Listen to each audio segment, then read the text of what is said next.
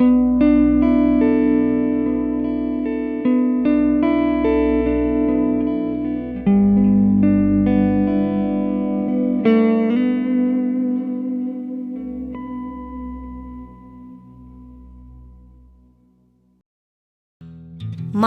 আপোনাৰ ঘৰটো যদি হঠাৎ লৰচৰ কৰে আৰু শুনে ঘৰৰ ছালত কিচিৰ মিচিৰ শব্দ, খিৰিকীবোৰ যদি হঠাৎ খোল খাই যায় আৰু আপুনি দেখা পায় উৰি থকা পৰ্দা, আৰু যদি শুনে মাজৰাতি এটা বাঁহীৰ মাত আপোনাৰ মজিয়াৰ তলৰ পৰা উঠি অহা, আপুনি ভয়ত নিচিঞৰিব।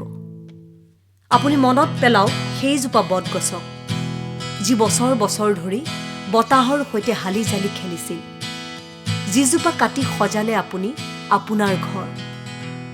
সেইজোপা বটে মাজৰাতি লৰাই আপোনাৰ ঘৰ। সেইজাক বতাহে খিৰিকী খুলি ৰাতিৰ পৰ্দা উৰুৱাই আপোনাৰ। দূৰ দূৰণি অজস্ৰ চৰাই আহি পৰিছিল সেই বটজোপাত, গান গাইছিল, কোৰহাল কৰিছিল, কিছুমানে সাজিছিল বাঁহ।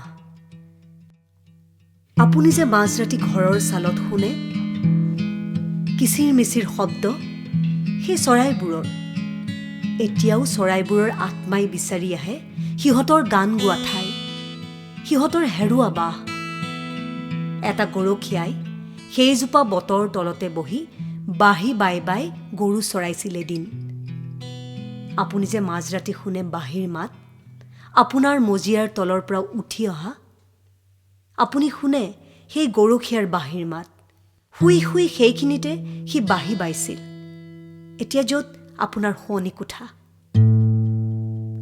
এতিয়াও সিহঁতে বিচাৰি আহে নিজৰ ঠাই, কিয়নো এই পৃথিৱী সেই বটজোপাৰো, চৰাইৰো, বতাহৰো, গৰখীয়া বাঁহীটোৰো। গছ কাটি চৰাই খেদি আপুনি সজালে কংক্ৰিটৰ ঘৰ। গৃহহাৰা কৰিলে সিহঁতক আপুনি, গৃহহাৰা কৰি সিহঁতক আপুনি হ'ল গৃহস্থ। কিন্তু আপুনি সিহঁতক খেদিব নোৱাৰে, সিহঁত তাতেই থাকে, নিজৰ ঠাইতে। মাথো দিনত থাকে আপুনি, ৰাতি থাকে সিহঁত। সেয়েহে মাজৰাতি আপোনাৰ ঘৰটো লৰচৰ কৰে, ছালত হয় কিচিৰ মিচিৰ শব্দ, মজিয়াত বাঁহীয়ে মাতে, বতাহে খিৰিকী খুলি উৰুৱাই পৰ্দা। আপুনি সিহঁতক কিয় ভূত বুলি কয়? আপুনি সিহঁতক কিয় ভূত বুলি কয়?